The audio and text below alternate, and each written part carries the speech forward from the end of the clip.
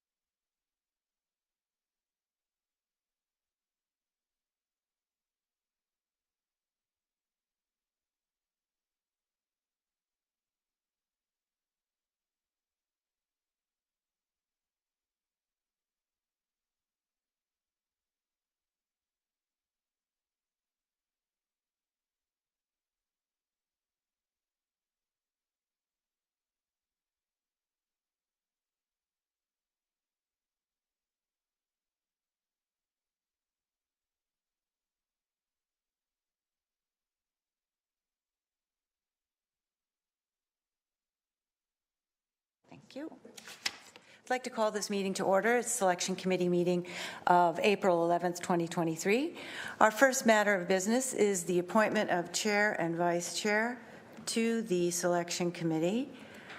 May I please have nominations for the position of Chair for the Selection Committee? Councillor Wilson. Good morning. I'd like to nominate Councillor Kassar if he would accept the nomination. Councillor Kassar, do you accept the nomination? Yes. Thank you very much. Then we will have a vote. Councillor Wilson nominates Councillor Kassar for chair, and I have to call that up. Pardon me.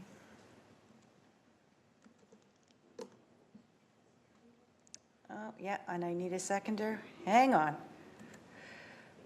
I have to do roll call first. May I have a seconder for that motion, please? Thank you very much, Councillor Clark. Oh, thank you for thirding it. Councillor Wilson, give me one moment, just calling up the vote now. If I can get it open. So, again.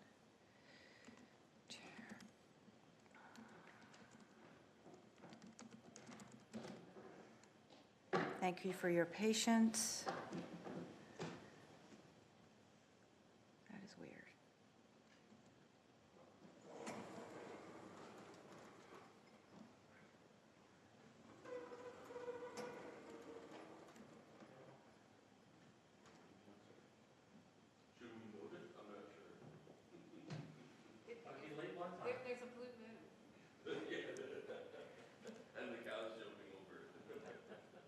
Vote is up, or coming up. eScribe is very slow this morning, councillors.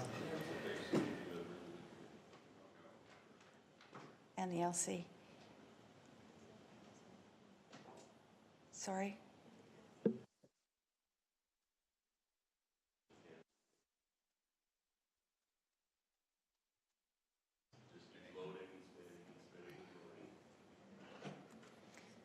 Okay, we'll do a show of hands. Anyone in opposition to the Councillor Kassar as chair? Okay,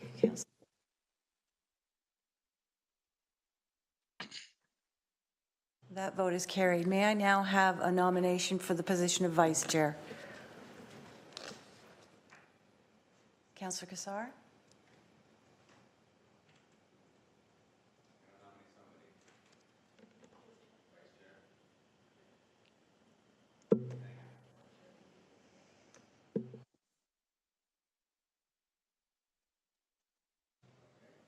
Can you say it into the mic, please? We're in a meeting. Yeah, sorry. I nominate Councillor Taddison. Thank you very much. Councillor Kassar nominates Councillor Mark Taddison as vice chair. Anyone opposed? We're just going to do a show of hands. Seeing none, I see that is carried.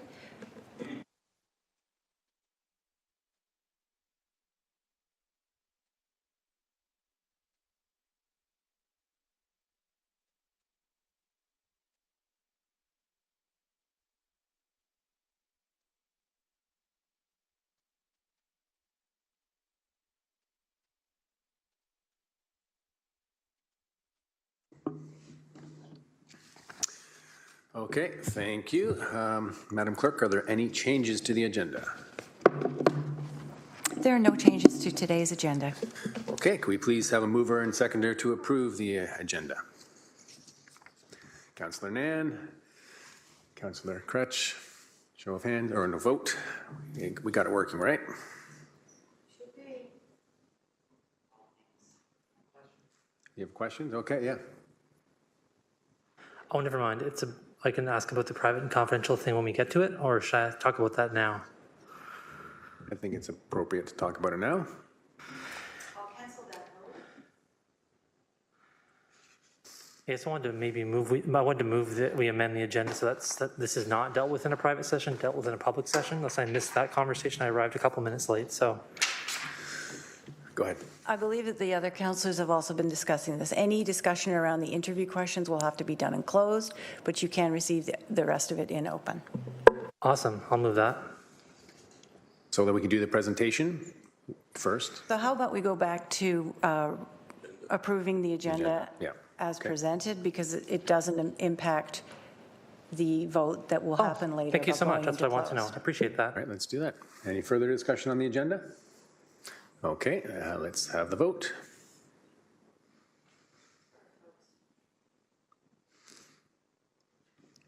You have thumbs up from Councillor Nan.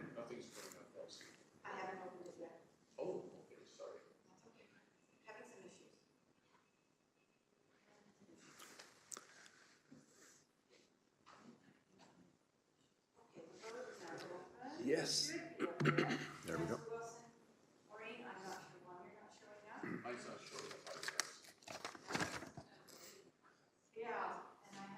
Click on voting in progress and it'll open.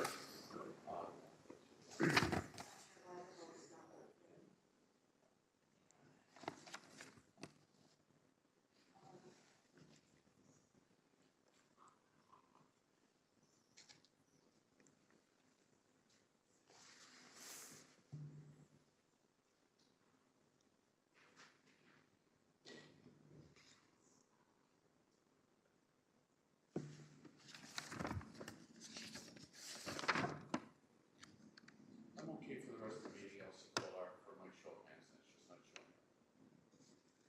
Not sure, because I can see you with my eyes. Really? The digital world, you can see me and I can't see you. And you're not.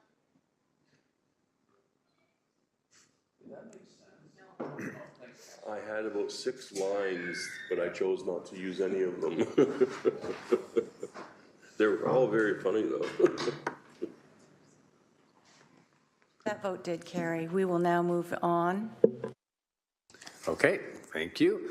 So item 4.1, approval of minutes from the previous meeting from June 2nd, 2022. May I have a mover and seconder to approve the minutes? Councillor Nan and Councillor Wilson, thank you. Is there any discussion? Seeing none, we'll have a vote. Show of hands, we're going to go with show of hands at the request of the clerk. Musical transistor radio. We're really going back. No, we didn't do the piece at the beginning, all devices to a non-audible function. Thank you very much. I can see your votes. We can confiscate that phone? Yes, absolutely. And that vote carried, Mr. Chair. Thank you very much. Okay, so we're on to section 5.1. So this is where we want to have some discussion. Oh, no, we need minutes, right? We need to do the minutes first. Thank you. So 5.1, the mover and seconder to approve the, oh, we just did that. Sorry, bear with me. 5.2.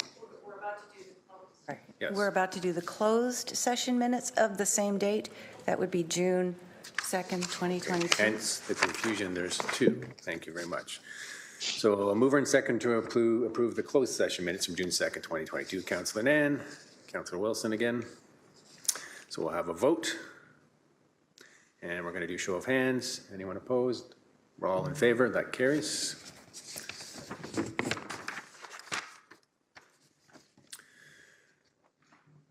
Okay, so now we will have a motion to move into closed session. Pursuant to section 9.5 of the city's procedural bylaw 21, do we need to do this or do we just have a discussion now? This is a question before we go Yeah, in camera. question. That is correct. Okay. Councillor Kretsch. Yeah, I just want, at this point, I think I don't have a question, but a motion that we do the presentation in public and interview questions in private. Okay, so moved by Councillor Kretsch. Seconded by Councillor Wilson. Is there any discussion on that? Councillor Jackson.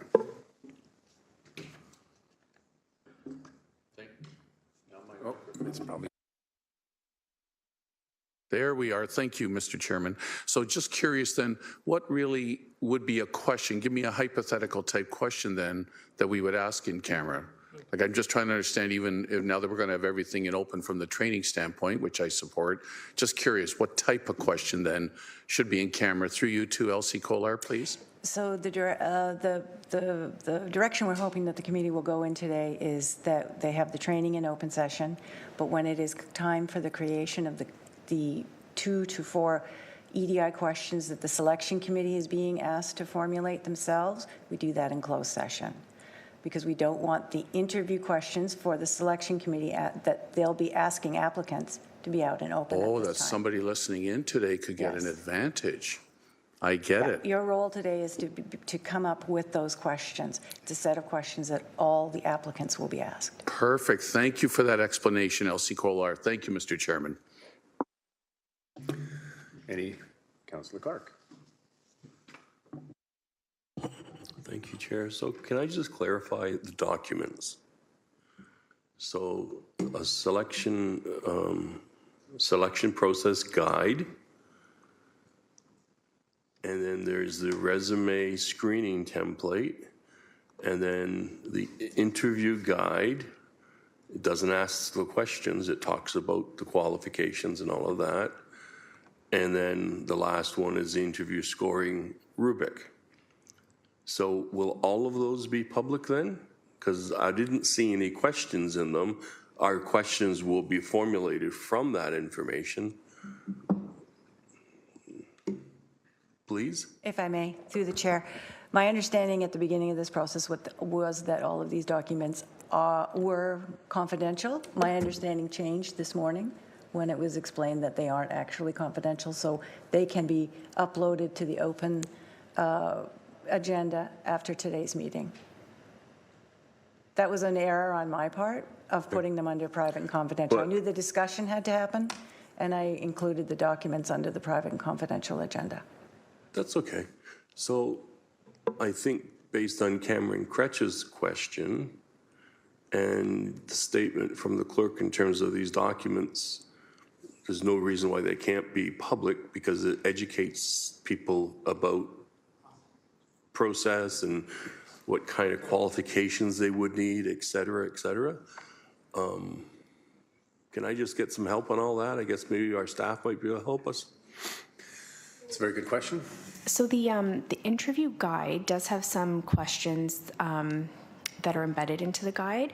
So you do have opportunity to change them, but there are like sample questions that are in the guide. That are not available publicly. That are not available publicly. The guide itself should not be. Yeah, the guide shouldn't be posted because the information in the guide again includes the questions as well as the behavioral anchors, which is what you're scoring the candidates on. Okay. So I guess I'm just trying to, again, what we've been doing as a council is trying to make as much transparency possible. So the selection process guide, the first document, that is something that can be released publicly? So yeah, that information is really just, about the process. So there's nothing necessarily confidential. It's just advising the selection committee on how they should screen, what they should advise candidates in the interview. Perfect. Then the next one, it says resume screening. Can you make a comment there whether or not this is something that can be public? Yep, so there's no confidential information because the information that the selection committee will be inputting is confidential, but the actual template is doesn't have any confidential information on it. Excellent. That was my thoughts as well. Then we get into the interview guide, and so you're indicating that there are questions in there? There are. So at question 1, there's a drop-down menu with a list of questions, and then question 2 and 3 also have standard questions that the selection committee can alter. However, it does include behavioral anchors, which is what the selection committee is going to be using to score candidates. Okay. So basically like some of the answers that they're going to be looking for. Bottom line on 3, your recommendation is it stays in camera. Yes. And then we go to the last document that I have, councillors, and I appreciate the latitude that you're giving me here, Chair. It says IDEA interview scoring rubric is the top page. Is that something that can be made public, or is that something that you want in camera? When I read it, what I see are general statements in terms of how we would score. I'm wondering if we can review with our director before confirming that piece. I have no objections to that. Right? So number 1 and number 2 can be public, correct? Yes. And then 3 and 4 at the moment would be confidential. Yes, that's correct. Okay. Councillor Crutch is willing to do a friendly amendment to his original question, then we've got more clarification on it. I didn't mean to, I was confused, so I was trying to clean it up. Thank you. Thank you, Councillor Clark. So I can see. Yeah, okay.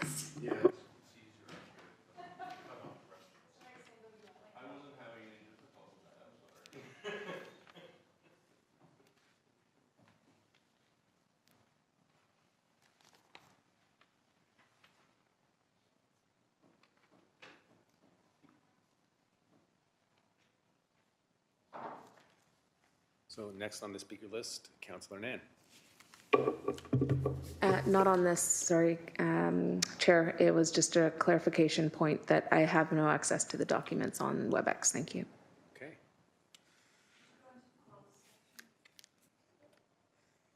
Thank you. Good clarification. Councillors, just a reminder, originally, this information was under private and confidential, so if you're accessing it now through eScribe, you need to go to the closed agenda and through there. And then the documents under discussion will be posted openly after today's meeting. The error was mine. Okay, Councillor Crutch. Yeah, I'm happy for that amendment. Just to get back to your question, to say 1 and 2 to be released publicly and 3 and 4 not to. It does seem that we don't have a full answer as to whether they should be. So the answer should be, I think, at this point, not to, because they seem to be suggesting, how we're going to be evaluating individuals who come forward as part of selection committees.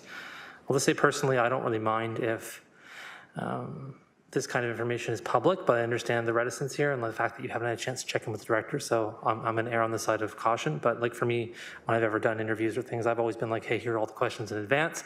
And I send them to people so they can prepare, so the answers are excellent, right? That's what we should be trying to achieve. But this is not my job, so I'm going to let you decide that in the end. And thank you for your advice. Okay, thank you, Councillor Crutch. So then procedurally now, we have to decide if we're going into camera for the presentation or not. This is about making the documents available. Right. So what we can do is we can move on with the presentation as my take on this is that the committee has decided to remain in open session for the training session. Then you can go into closed. It would be the same section of the procedural bylaw that you'd refer to. So we're just holding off going into closed until that point. So we can just move ahead with the presentation. There isn't, I don't believe there is any motion required where you're just choosing not to do something at this moment. Okay, thank you for that. So in terms of the roadmap here, we are changing a little bit here. So the presentation, we just go into that right now. Okay, so I don't know who we have here. So maybe you can introduce yourselves and take us through the presentation. Thank you. Great, thank you. Let me start sharing the presentation.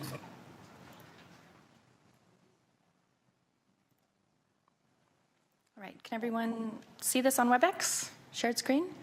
Excellent. So good morning, everyone. My name is Jenica Gong. I'm the Senior Project Manager for Equity, Diversity, and Inclusion with the City of Hamilton. My pronouns are she and her.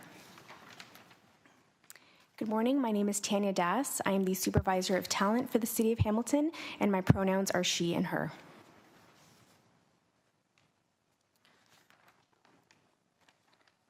Great, so today we'll have two components of training. Before we begin, I want to set the stage. So part of the inclusive idea culture that we want to nurture is one that is open and connected, one where we create safe spaces to have courageous conversations. So today I want to make this a safe space. For some, it may be a first foray into diversity-focused conversation, while others may be well-versed in this space. So recognizing and acknowledging that we are all starting from different places. And further, this training was created with the understanding that we would all have completed the baseline EDI, HMM, and COJO Institute training. So we will not be covering basics like definitions or history, but we will be covering some other IDEA fundamentals that are specific to the City of Hamilton and, of course, to this process. Any questions before we begin? Okay, so today we have two sections. We'll be reviewing IDEA and understanding the importance of embedding IDEA into this process. And then I'll hand it over to Tanya to discuss the selection tools. So understanding the VAC recruitment and selection process, as well as understanding the enhancements made to the selection process to ensure consistency in evaluation and mitigating unconscious bias. So we'll move into the IDEA strategic plan principles. And before we begin, I want to kick this off and share a message from the city manager. Please keep in mind that this is meant for employees of the city, but the spirit of the messaging is still applicable to embedding IDEA into this space.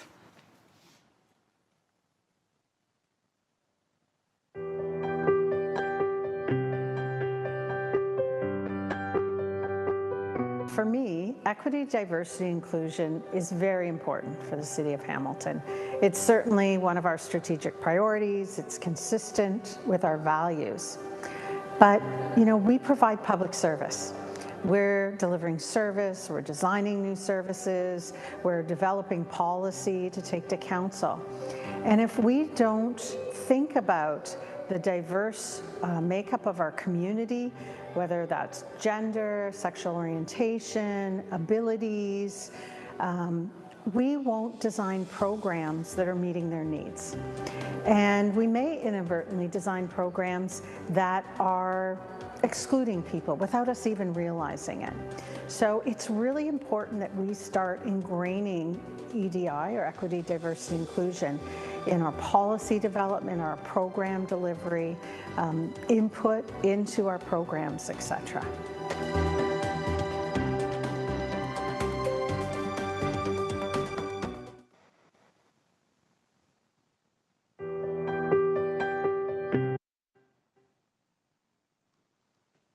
Great. So the IDEA strategic plan principles that we work under here are to ensure all aspects of our city are built on the principles of inclusion achieved through diversity, equity, and accessibility. And we're now using the acronym IDEA for that. We want to create, foster, support, and ultimately sustain a city culture whereby all people feel a strong sense of inclusion, empowerment, and opportunity for development and growth.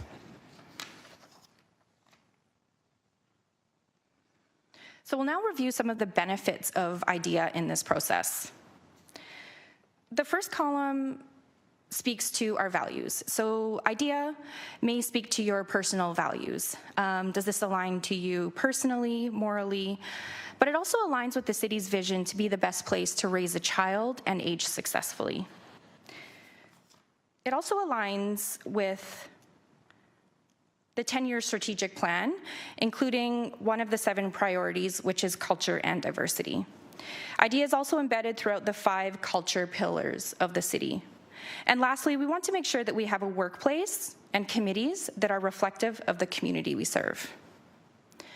The other benefits of embedding IDEA is that it increases engagement. So we often say it increases employee engagement, but in this case, we're looking to increase the engagement of our committees. We know that organizations that make inclusion, diversity, equity, and accessibility core to their operational culture, with defined policies and intentional behaviors at all levels, create better performing teams. We know that when employees feel they are valued, included, and fairly evaluated, they are happy, more engaged, and less likely to resign. This will also apply to volunteers on your committees. Increased engagement promotes productivity and efficiency among staff and committee members, and in many cases, the diversity of opinion and perspectives create better organizational outcomes overall. And lastly, one of the benefits of IDEA in this process is that it decreases risk. So embedding IDEA reduces organizational risk overall. There are many examples of reputational risks that can be mitigated when we adopt a proactive approach to IDEA. So sharing an example, this is an example that doesn't exist, but just hypothetically speaking. If we have a committee for immigrants and refugees, and during the recruitment and selection process, the end result is that we have no representation from these community members on the committee. I just invite you to look at the optics of what that looks like from an IDEA perspective. And additionally, we know that there are significant costs to the organization from human rights tribunal cases and internal investigations and fees associated with cases that come forward. So not only does it decrease our reputational risk, but it also reduces the risk, the financial risk and implications of this. Any questions on that?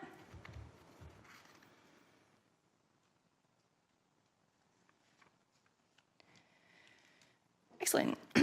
So in a lot of scenarios, it's important for us to understand where we have been in order for us to understand where we're going. So I want to summarize what brings us here today and the impacts of what has happened prior that we're going to build on in terms of enhancing the selection process.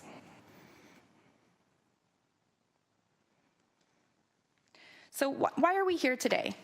Why we're here today is a result of a report titled Attracting Diversity During the Recruitment Process, which resulted in council directing staff on the following. The first one is embedding the EDI framework. We're synonymously using IDEA now, which includes accessibility, as that has been an indication of our area for growth and opportunity. So we're embedding the EDI framework into this process itself, the City of Hamilton policy, respecting the appointment of citizens to the city's agencies, boards, commissions, advisory, volunteer committees, and subcommittees. It also includes to train and orient the VAC Selection Committee on the revised process, what we're doing here today. And it also includes reviewing the enhancements and the policy review that will be implemented in the 2022 to 2026 term.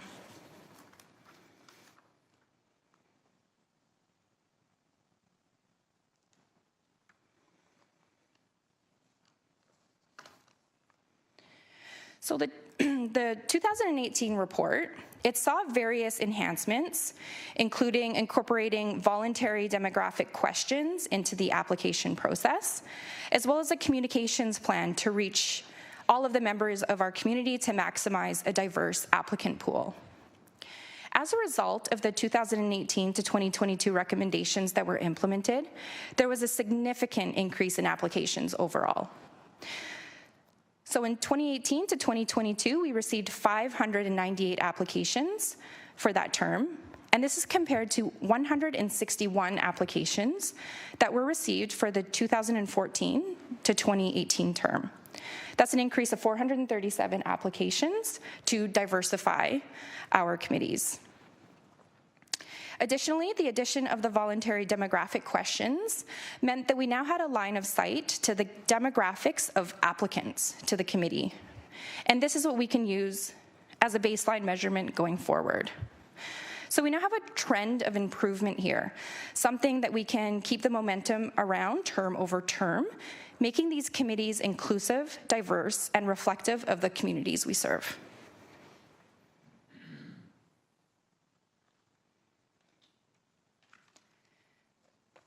So now I'll go into briefly the applicant demographics that we saw for the last term. So the last term was the first time that we collected applicant demographics. And what we saw were that we were in alignment for Indigenous peoples and for those that identify as visible minorities as compared against the Hamilton population. And just for clarification, this is against Statistics Canada census data from 2016. But what we also saw is that we had an opportunity to improve the applicant pool for women and persons with disabilities. So I'll just give you a moment to look at some of the statistics here in terms of applications received for these groups, as well as against our population.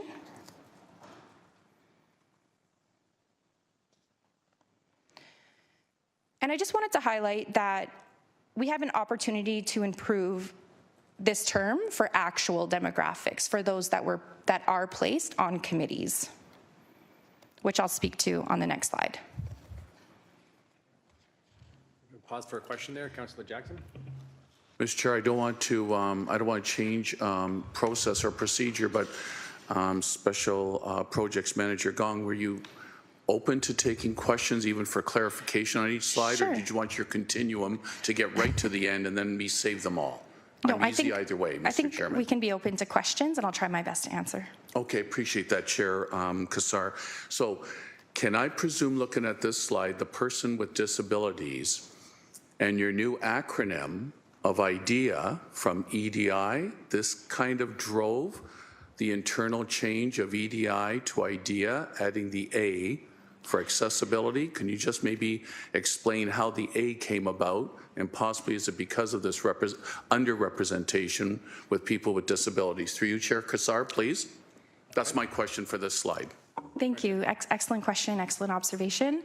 The idea for accessibility and adding the A to EDI was based on internal employee demographics. So it's also reflected here in terms of applicant demographics to our committees, agencies, and boards.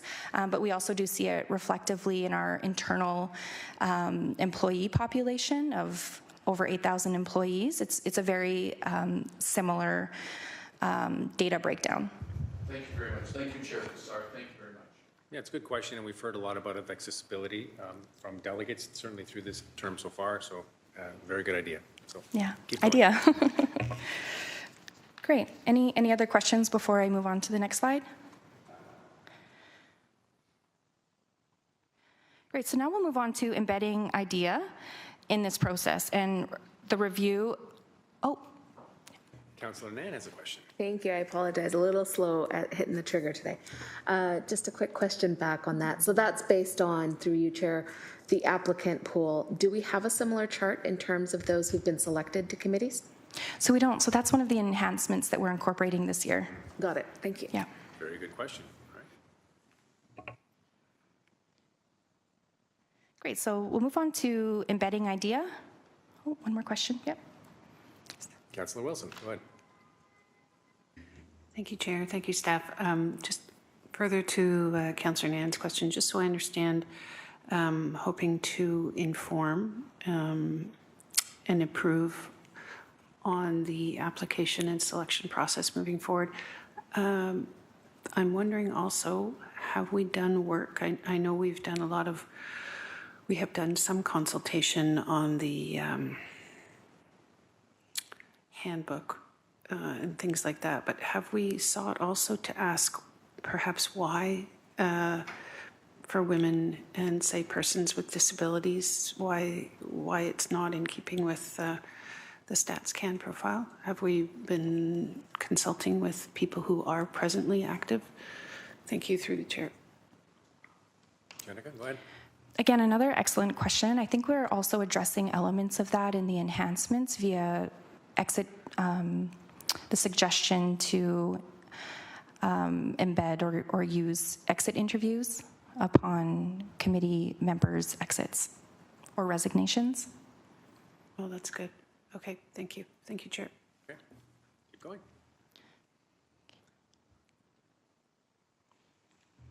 All right, so moving on to embedding IDEA and a review of the 2023 information report. So what you see here is a graphic on our EDI framework, and this was approved several years ago with Council. This is what we're using on an ongoing basis as a tool to embed EDI into all that we do, into policies, into process reviews, strategy discussions. And what you see here is a 6-element component of what we can use as a review to embed EDI. It's an ongoing and iterative process, and it's designed to embed EDI into everything. This is what we use to review the VAC recruitment process end to end using this EDI framework.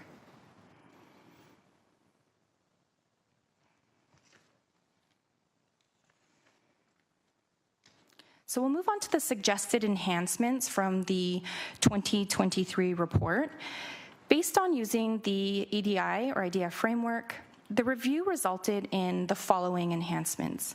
So just as a note of clarification, this process is owned by the clerk's office, so our role was to simply provide that review and suggested enhancements.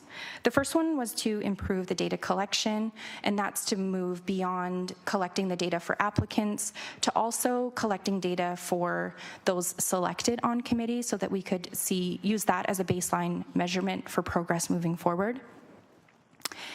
The other enhancements were around the selection process enhancements.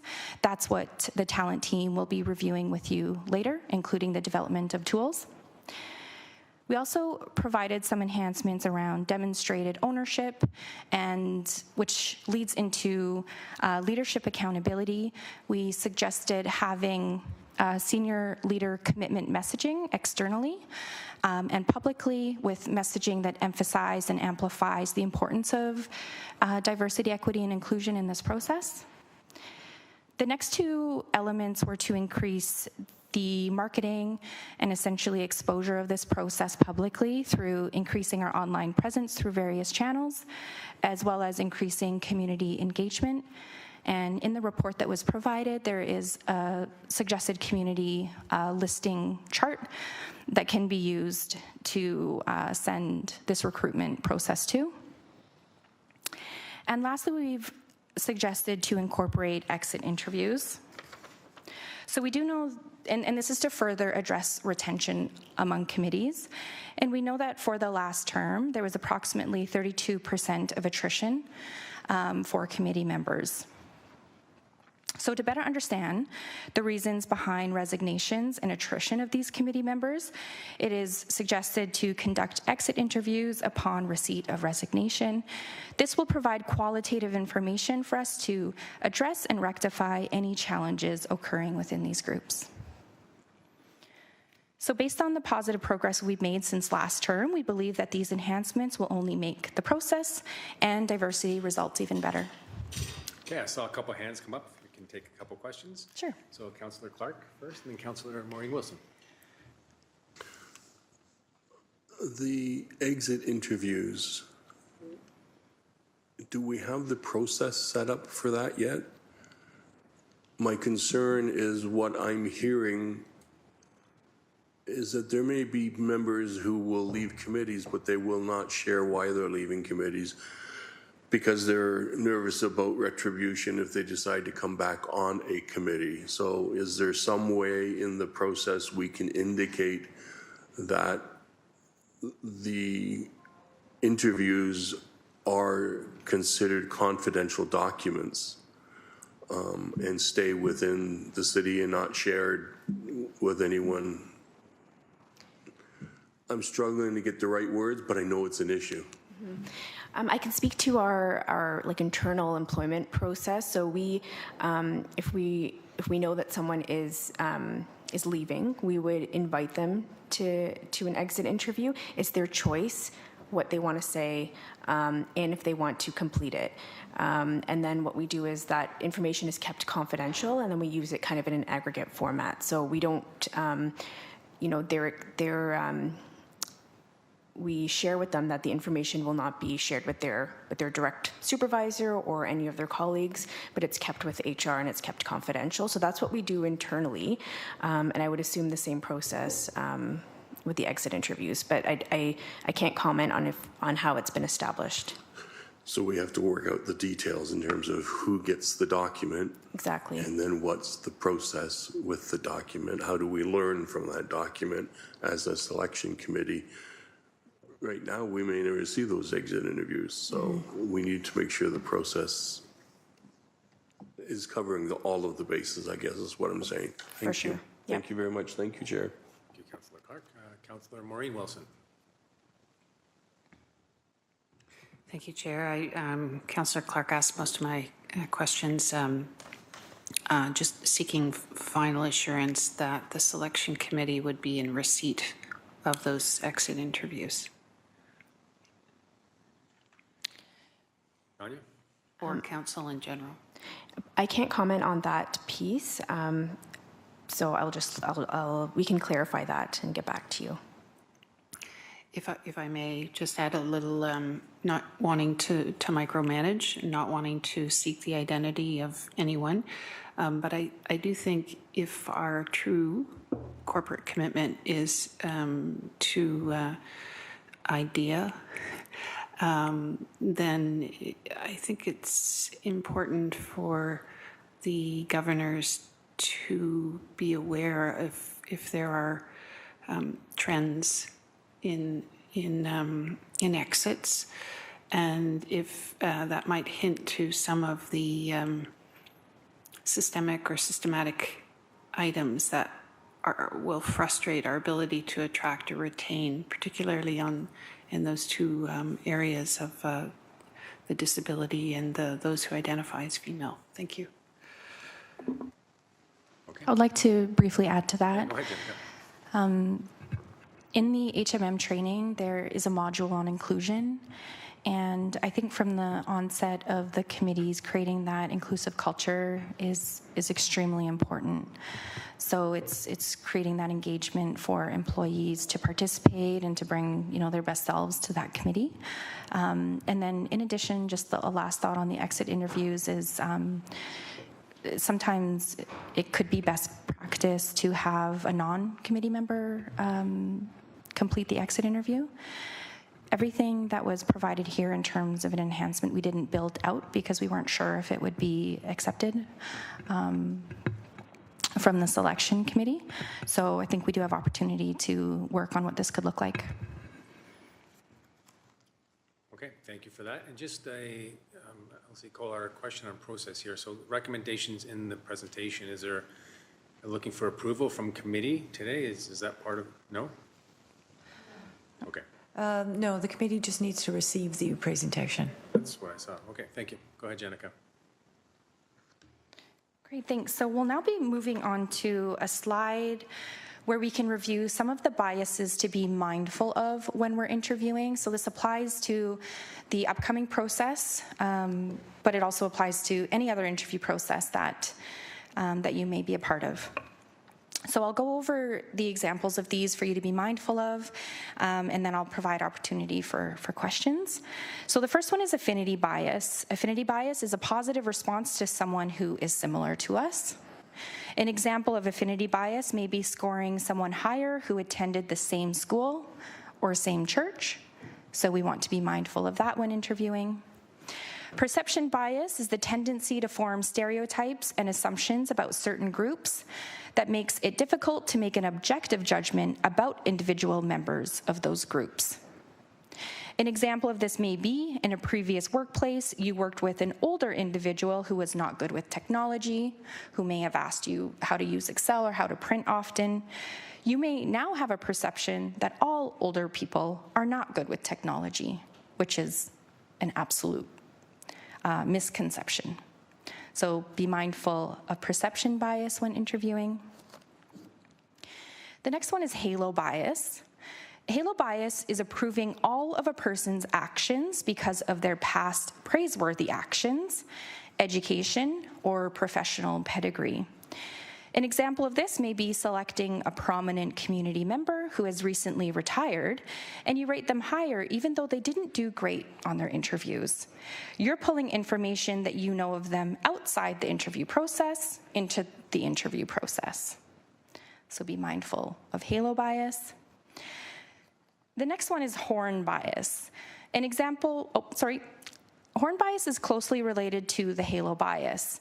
It's a form of cognitive bias that causes one's perception of another to be unduly influenced by a single negative trait. An example of this, you may be interviewing them and they're chewing gum. and you really don't like that. Or they're wearing a Hawaiian shirt. I like that order. We gotta get rid of all 40 of them? Order. So just picture that one element that you're not liking that you may bring into the scoring process. So that one horn you want to be mindful of and just stick to the skill set. Confirmation bias is seeking out and retaining information that confirms our initial perceptions, ignoring contrary information that is presented. An example of this, imagine that you are interviewing your top candidate for a position. You like them based on their resume and information they provided on their application. You may unintentionally seek clarification on an interview question to play up their strengths, rather than asking questions that challenge them to really share the information that will help you make a better decision. And the last one is groupthink, also known as the bandwagon effect, when the desire for harmony or conformity in the group results in incorrect decision-making. For example, the selection panel has to come to a final decision on an applicant. Let's say 3 of the 4 selection committee members feel that the applicant answered very well and they rated them highly. The one selection committee member saw a clear deficit in their answer and a misalignment with the values of the committee. In order to avoid conflict and potential confrontation, that member does not speak up. We would hope that they would feel comfortable to share that opinion, as the others may not have seen it from that perspective. This is an example of groupthink that we may want to be mindful of. Councillor Jackson has a question. Were you finished about what you were explaining on this slide? Yes. Special Projects Manager Gong? Okay, thank you, Chair Kassar. So I'm trying to zero in on the halo and horn bias. By the way, these biases, these terms are new to me, so this is a good education. Obviously, I'm very much aware of the definition of bias, but I've never seen this type of descriptive differential of biases. So somebody hypothetically, Chair Kassar, has an outstanding resume. So that can't be brought into consideration under the halo or horn bias. I'm just asking hypothetically, somebody's got an outstanding resume, so that can't be part of, as I'm asking my question of that interviewee, to mention about outstanding resume X. Can you help me with that, please, between the two of you, through you, Chair Kassar? Of course, yes. So the resume will be used, so we'll be screening the resume to move them forward to the interview stage, so that resume will be considered at that time. But during the interview, you really have to consider how they're performing in the interview. So the resume does matter for them to proceed to the interview stage. However, if they didn't perform well in the interview, then that's what you're scoring them on. Okay, and thank you, Supervisor Das.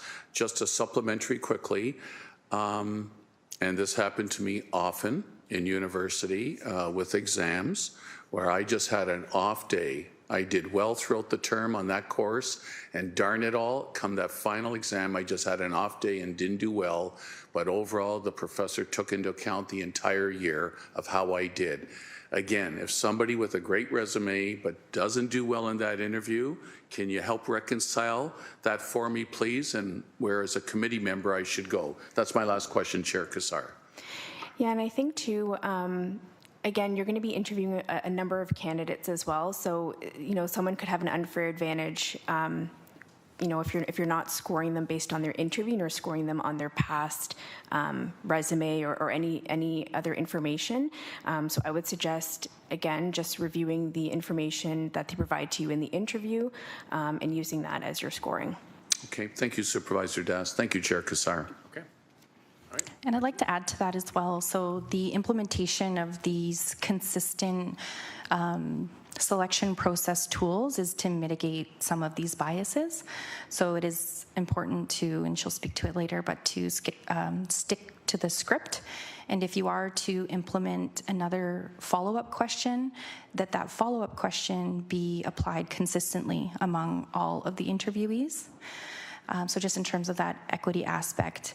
And there also has been, or something to consider as well, is if you really feel strongly of a applicant or candidate and you want to have a second follow-up interview, that you do that to all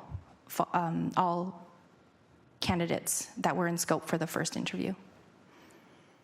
I don't know if that's part of this process, but that's something that we incorporate in HR with internal employees. Thank you for that. Councillor Clark also had a question on this topic. Yes, on the affinity bias, when I was first elected to council a long time ago, my former campaign manager was seeking a position through this selection process, and I recused myself because of that relationship. Would that be, the question, would that be the affinity bias?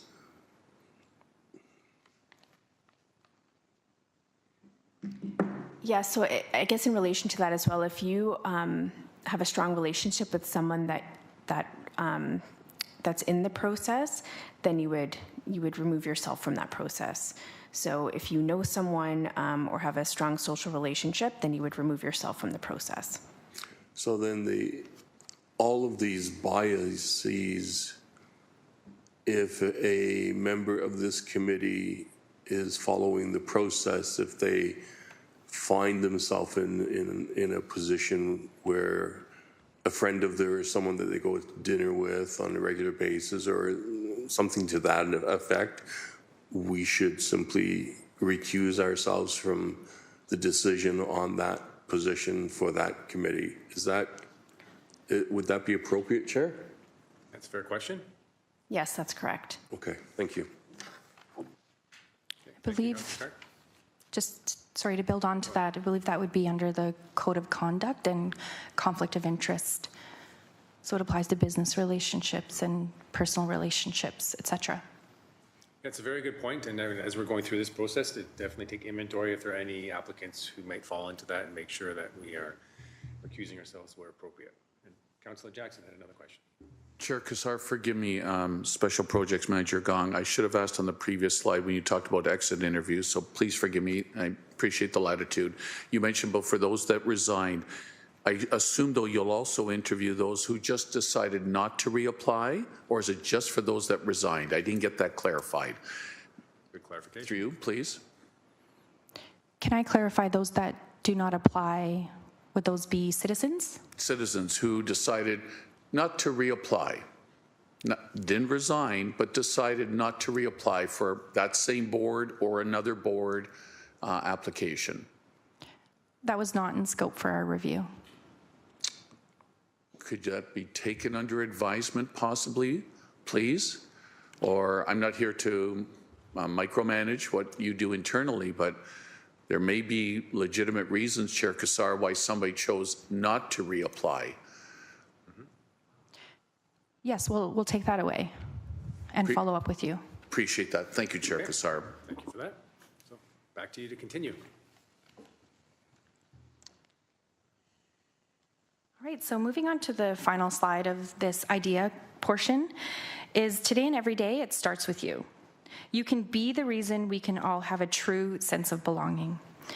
Creating an inclusive selection experience for all involved in terms of our goals for this process is attracting a wide pool of applicants, enabling participation from the diverse pool of applicants that we do attract, overcoming unconscious bias in candidate interviews and reviews, and creating an equitable interview process for all involved. So essentially, it's ensuring your communities are well represented on these committees and ensuring that there is idea throughout this process. Before I pass it on to Tanya, are there any last questions? I don't see anybody, so you can keep going. Oh, Councillor Clark. So I'm not sure what is in our process or bylaws for the selection committee process, but should that or some of that information not be a part of that, or should we be considering the bylaw for the selection process? Janica? I think that's an excellent recommendation. The bylaw wasn't in scope for that review. So as identified within this presentation, it was a review of the policy. Part of the report that went to council in March 2023 included suggestions to the policy itself. To that point then, so when the selection committee is finished the work this year, because we have to be fair to all of the applicants that are coming through, and it's an iterative process all the way, can this committee then make recommendations to the council that they consider changing these bylaws and adopting these things based on this? Because we're going to do it because it's the right thing, but I'm not sure it's in policy for a future council. So I think that might be out of scope of my experience in terms of updating bylaws. I think it's something that we'll have to take away. Okay, so I'll talk to the clerk about that and see what we have to do. Okay? Yep. Thank you. Elsie Kohler. Oh, sorry. Through the chair, my understanding is that the policy was updated to include more idea information on January 25th. So the policy has been updated. Okay, thank you for that clarification. I see Councillor Taddison, then Councillor Nan.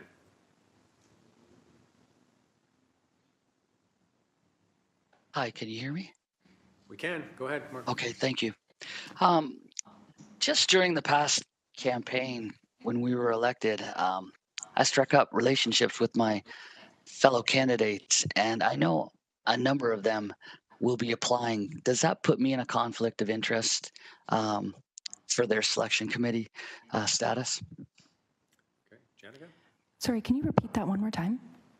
His question was he had developed relationships with other candidates who ran for the ward councillor position. And the question is, would that put him in a conflict of interest? Tanya. Yep, so if you have a strong social relationship, then you'd have to remove yourself from the process. So if you have a strong social relationship or are related to any of the candidates, then you'd have to remove yourself from the process. Can you define strong? Can you give me an operational definition of what's a strong relationship as opposed to someone you know from the campaign trail who's gone through similar processes you? It might be a bias of some kind, but can you define, like, where's that strength? Like, I think that I could evaluate them fairly against other candidates, but I might have a little bit of a halo bias there. Yeah, so strong social relationship, how we define that is this someone you're going to their cottage with them, you're going out for dinner, you're hanging out at their home regularly. Okay. So that would be someone who you have a strong social relationship with.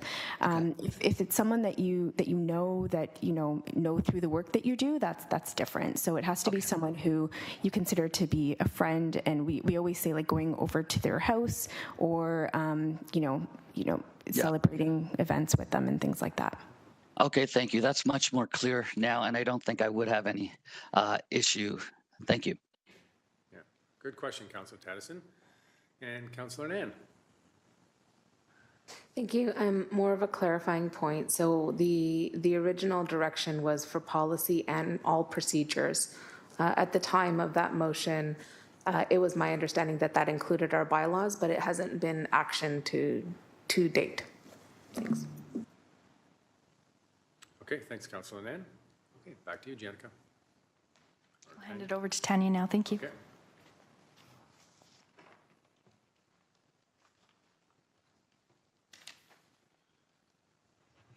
Thanks, Janica. So I'm going to be going over the selection committee process guide.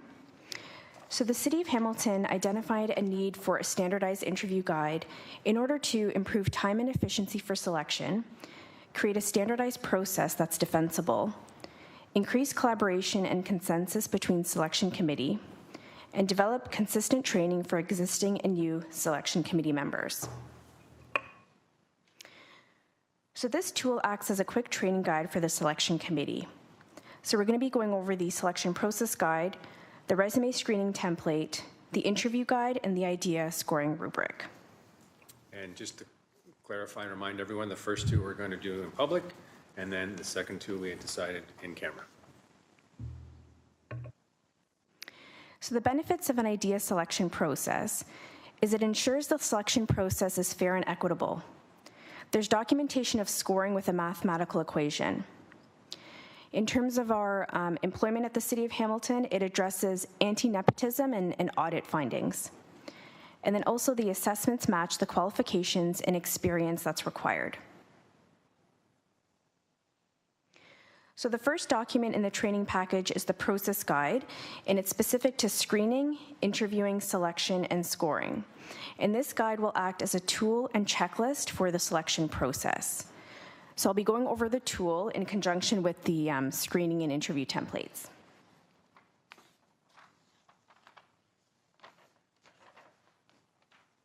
So I'm just going to exit out of this and share the screening template.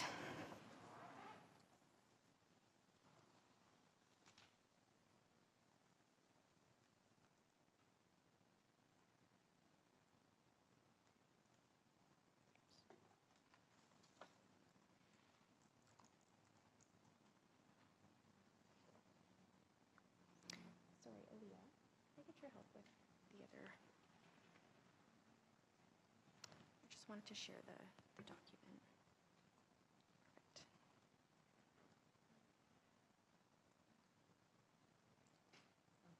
It's just on the desktop. Oh. Thank you. It's right here.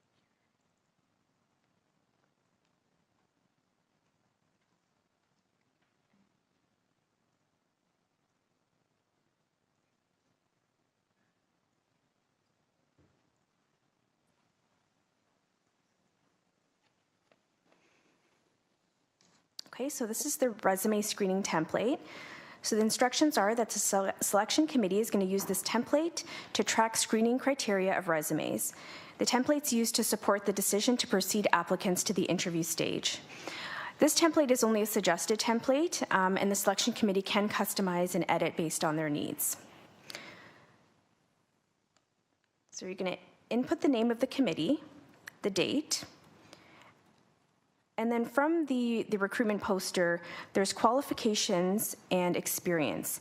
So selection committee members, in conjunction with staff liaisons, will determine qualifications for screening. So for example, this could be demonstrated community involvement, related education, and interest and or commitment to the community group or topic. Experience, this will also be determined by the selection committee members in conjunction with staff liaisons. And examples include previous board experience, lived experience, and experience related to community group or topic. There is a rating scale. So you'll input the candidate's name. If they meet both the qualifications and experience, they'll be rated a 3. If the candidate meets either qualification or experience, they'll be rated a 2. And then if the candidate does not meet any qualifications or experience, then they will be screened out and rated a 1. And this is how you can determine who's moving forward to the next stage, which is the interview. Prior to interviews, you will need to ask candidates if they require any accommodations necessary to participate in the process. Does anyone have any questions related to the resume screening template?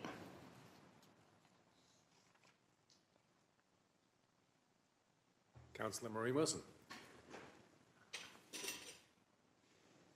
My apologies. No, not specific to this. I think I just missed something. Prior to this going on the screen, there was a reference to anti-nepotism.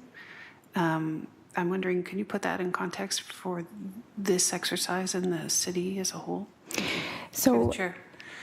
Yeah, so as part of our recruitment and employment at the City of Hamilton, we do have interviewers and candidates identify if they have a relationship with an individual on the interview panel. So that's something that is part of every interview at the City of Hamilton. So that's kind of what we've included in our standardized interview guides. Oh, thank you. I'll pursue something elsewhere. Thank you. Okay, thank you. Okay, so Councillor Alex Wilson. Thank you. Just a quick question about the resume screening. So if we're doing a 3-2-1 scoring, and let's say this incredible trend of getting more and more applicants interested in these boards, agencies, and subcommittees continues, and this year we have many, many hundred applicants, and we continue this kind of fourfold trend we saw. We're basically getting these folks are eligible for an interview. How are interview numbers determined if we are in the wonderful position where we have more folks who are through resume screening maybe eligible for an interview than we've identified interview positions? What further refinement is happening? I can imagine that you're going with, the 3s before you're going with the 2s, but just kind of furthering that line of thinking, if you do cap interview slots, what is that process for selecting or whittling down? Yeah, so I would say it depends on the number of committee members that you need. And also what you can do is continue with this screening. So you can do a first round of screening based on this information here. If you want to start to narrow down your 3-star candidates, you can use the same template, but then weight their qualifications and experience against each other as well. So you can continue with this template if you do have a large number of 3-star applicants. Thank you. That answers the question. Thank you. Councillor Jackson. Can I just get clarified, Supervisor Doss? So hypothetically, 50 citizens have applied for an ABC, Agency Board Commission, that has 5 openings. Are you already screening the 50 and bringing the committee what you feel is the best 30? Help me just further understand that, please, through you, Chair Kassar. So the committee members, in conjunction with staff liaison, will be determining the screening criteria as well as screening the applicants to move forward to the interview stage. So if all 50 apply for those 5 openings, we will see all 50 applications. Exactly, yes. Perfect, thank you. Yeah. Good clarification, thank you. Okay, so I'm going to stop sharing the screening template and going to move to the interview guide. Okay, and so this is where we were going to go into a closed session. So before you share that, is that correct, Elsie Kohler? Just going to go through some procedural clarification here.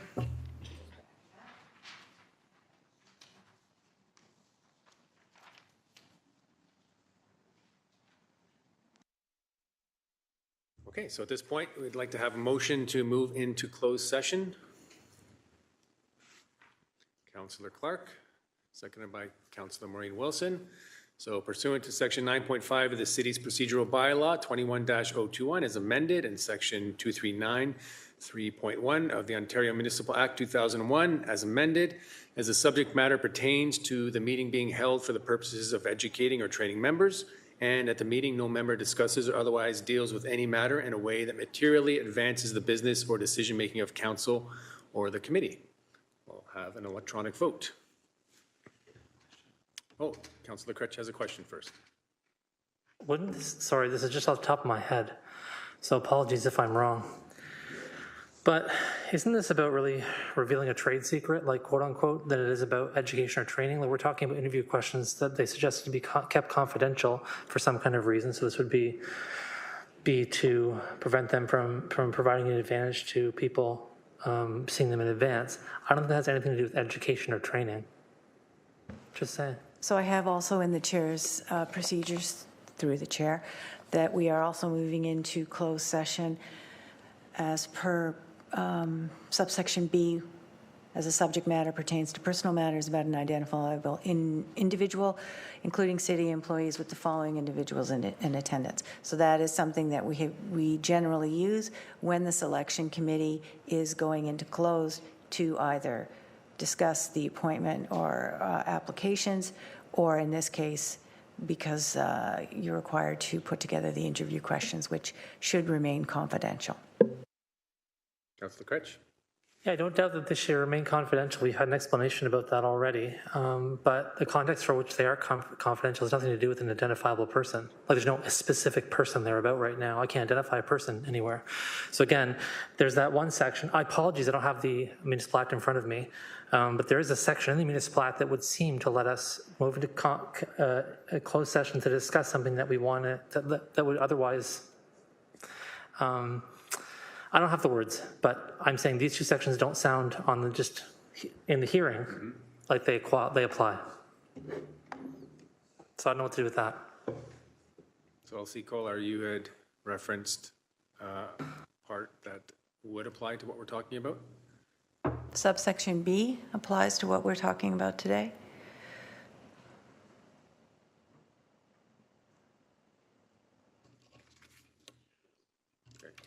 Personal matters about an identifiable individual, including city and/or local board employees.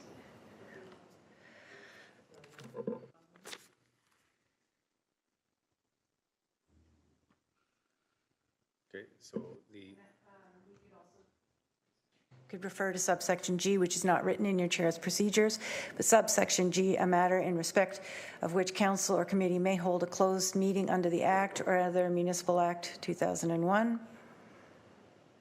Information, nope, sorry, that wouldn't be it.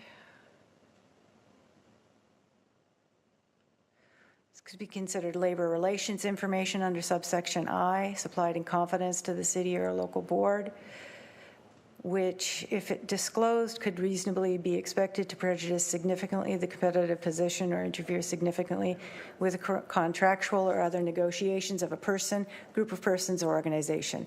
So through the chair, if you could refer to subsection I, please. okay. And if you'd like me to read that out again, I'd be happy to do so. Yeah, well, when we get to that point, maybe you could assist. Councillor Critch, anything further? Thank you. Okay, and Councillor Alex Wilson. No? Okay, Apologies, that's a stale hand or a stale from before. okay, so we have a mover and a seconder.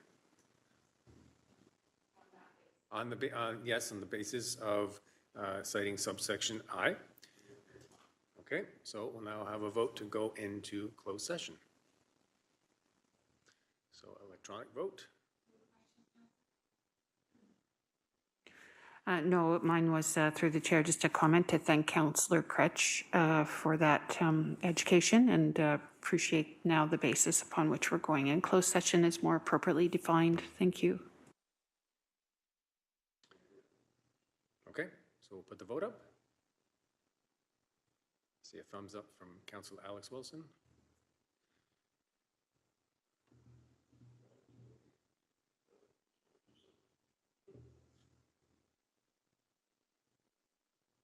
Thumbs up from Councillor Taddison. I think, yeah. Okay, that carries 6-0. Okay, members, pardon me? Oh, yeah. Okay, members of the public are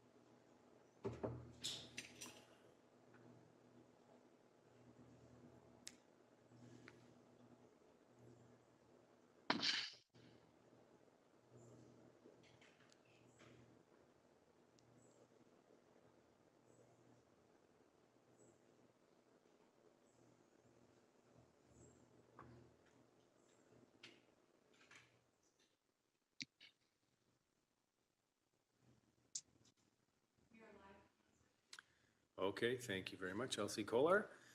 May I have a mover and seconder to receive 5.2 Inclusion, Diversity, Equity, Accessibility Training for members of the Selection Committee? Councillor Wilson and Councillor Nan. And we'll vote to receive that presentation. See thumbs up on the screen from Councillor Jackson.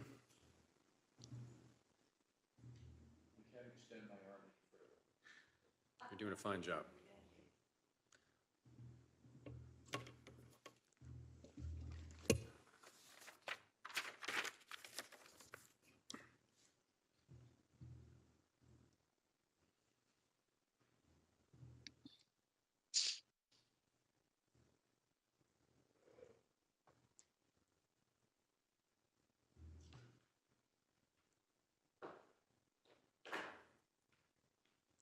Okay, that carries 5-0.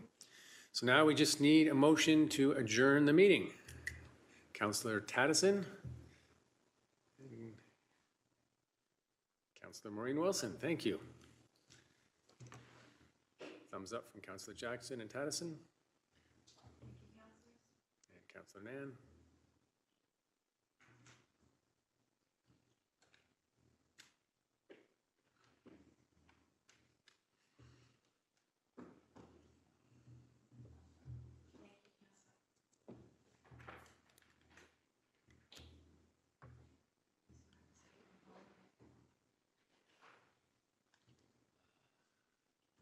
Okay, thank you very much. That carries 5-0.